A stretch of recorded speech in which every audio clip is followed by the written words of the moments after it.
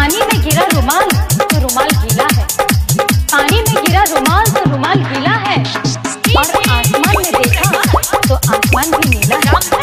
मोहब्बत तो सब करते हैं यहाँ, मगर बेचारे ये लड़के करें तो लोग कहते हैं कि कैरेक्टर ढीला है।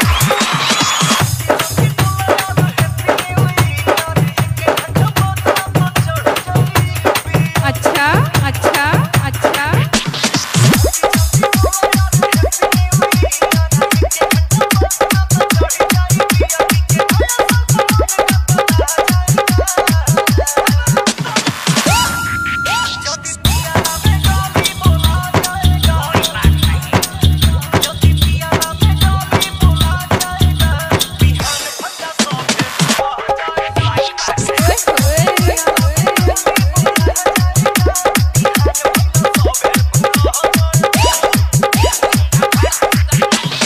मेरी जिंदगी पर इतना एहसान कर दो, मेरी जिंदगी पर इतना एहसान कर दो, एक बेनाम सी मोहब्बत मेरे नाम कर दो।